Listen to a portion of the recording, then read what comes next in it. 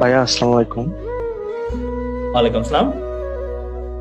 ভাইয়া একটা রিকোয়েস্ট, সবাই তো সফলতার গল্প শোনাচ্ছে, আমি চাই একটু আমার ব্যর্থতার গল্পটা শোনা দেয়।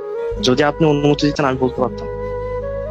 আচ্ছা, ঠিক আছে, বল। হ্যাঁ, আমি নটরডেমের স্টুডেন্ট। তো গ্রুপ নাম্বার আমি আপনাদের কাছ থেকে বানিয়ে সবার থেকে গ্রুপ রাখবো। আমি নটরডেম থেকে এইচএসসি দেওয়ার পর মেডিকেল পরীক্ষা দিয়েছি।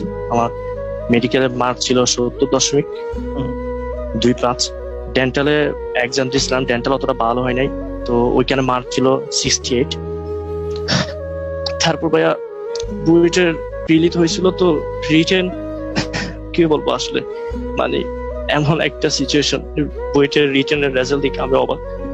ওয়েটিং লিস্টে আছে, আসবে না, সিরিয়াল অনেক দূরে। আজকে ডিউটি দিল, হয়তো সিট আসবে ভাইয়া 4,000-এর উপরে সিরিয়াল নাম্বার। তো আমি আসলে আমি জানি না আসলে আমি আমার রেজাল্টটা কখন অ্যাকসেপ্ট করি নাই, কারণ আমি ফার্স্ট ইয়ার থেকে সবসময় বলতে, মানে নটরডেমে যে পরিবেশ থাকতো ওই পরিবেশে বড় হয়েছি আমরা। সবসময় কোয়েশ্চেন ব্যাংক সলভ বলেন, এডমিশনের প্রিপারেশন বলেন, সবকিছু থাকতো মাইন্ডসেট। কিন্তু আমি জুনিয়রদের উদ্দেশ্যে একটা কথা বলতে চাই, আমি সবকিছু গোপন রেখে আসছি। একটা কথা বলবো ভাইয়া, কখনো রিলেশন করিও না। আমার লাইফের আজকে এই স্টেজ আসছে একমাত্র রিলেশনের জন্য। আমি রিলেশন করে বুঝছিলাম, পড়াশোনার প্রতি মনোযোগ ছিল, কিন্তু নিজে বুঝতে পারি না যে আসলে পড়াশোনা থেকে দূরে চলে গেছিলাম। করোনাকালীন সময়ে একটু পড়াশোনা করা হয় নাই। আজকে রেজাল্ট বলতে হচ্ছে আমার এইরকম অনেক ক্লোজ ক্লোজ রেজাল্ট করে আজকে আমার ফ্যামিলি থেকে বলতে হচ্ছে অনেক দূর। জুনিয়র যারা আছে ভাইয়া, একটু রিকোয়েস্ট থাকলো, পড়াশোনা করো। এই কয়েকটা মাস পড়াশোনা করলে ভাইয়া মেয়ে আসবে, মেয়ে হাজার যাবে, হাজার আসবে, কিন্তু এই সময়টা কখনো তোমরা পাবা না। লাইফে চেষ্টা করবা, সর্বোচ্চ চেষ্টা করবা এই সময়টা কাজে লাগানোর জন্য। আমি জুনিয়রদের উদ্দেশ্যে এটা বলবো, 22 হোক 23 হোক, সবার ছোট ভাইদের জন্য এই কথাটা আমি বলবো।